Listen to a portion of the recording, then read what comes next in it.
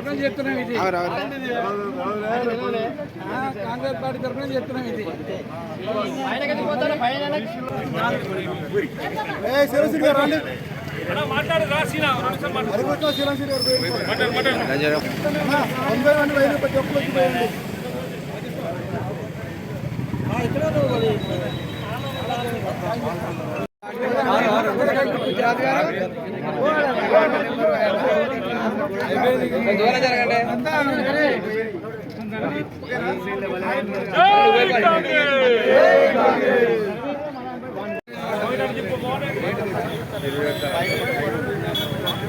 భాగంగా బీసీలకి 42% మరి రిజర్వేషన్ కల్పించడం చాలా హర్షించదగ్గ విషయము, గర్వించదగ్గ విషయం అని చెప్పేసి సందర్భంగా మా బీసీలందరికీ కూడా ఎంతో స్థానిక సంస్థలలో కానీ రేపు ఉద్యోగాలలో కానీ ప్రతి దాంట్లో ఈ 42% రిజర్వేషన్ కల్పించడం చాలా ఆనందదాయం.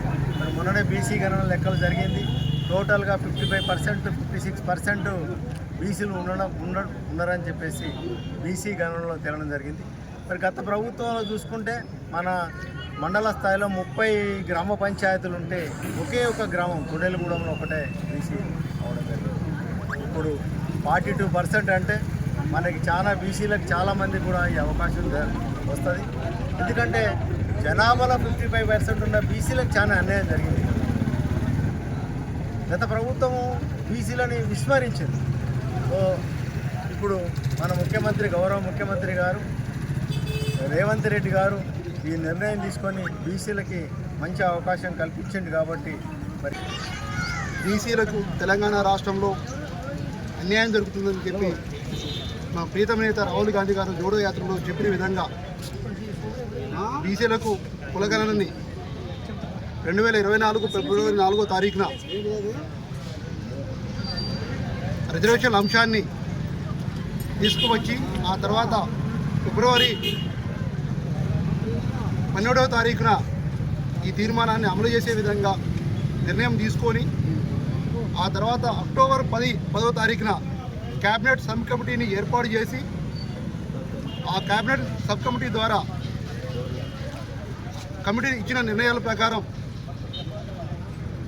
పూర్తిగా తెలంగాణ రాష్ట్రంలో మొదటిగా సమగ్రంగా ఇంటింటి కులగణన సర్వే చేసి సుమారు 3,55,50,759 మంది సర్వే చేసి గత ప్రభుత్వం చేసిన సర్వే 52% రిజర్వేషన్ ఇస్తే ఈనాడు ఈ రాష్ట్ర ప్రభుత్వం చేసిన సర్వే ప్రకారం 56% బీసీ జనాభాగా పరిగణించి నిన్న జరిగినటువంటి అసెంబ్లీ సమావేశాలలో విద్య, ఉద్యోగ, రాజకీయాలలో 42% రిజర్వేషన్ ఇస్తానని చెప్పిన మాట కట్టుబడి నిన్న అసెంబ్లీ సమావేశాలలో ఆమోదం తెలిపి చట్టబద్ధత కల్పించిన తర్వాత రేవంత్ రెడ్డి గారు కేంద్ర సమావేశాలలో బిల్ పాస్ చేస్తేనే రాజ్యాంగ సవరణ ద్వారా ఈ 42% రిజర్వేషన్. ఈరోజు 1930లో బీసీ గణన అప్పుడు ఒకసారి జరిగింది. తర్వాత బీసీ మండల కమిటీ 1978లో బీపీ సింగ్ గారి హయాంలో 27% అమలు చేయడం జరిగింది.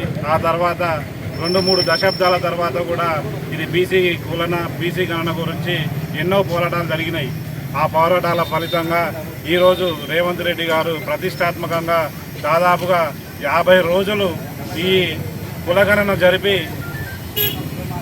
ప్రతిష్టాత్మకంగా తీసుకొని ఇవాళ 56 మొత్తం మైనార్టీలను కలుపుకొని 52% బీసీలు ఉన్నారని తేలింది.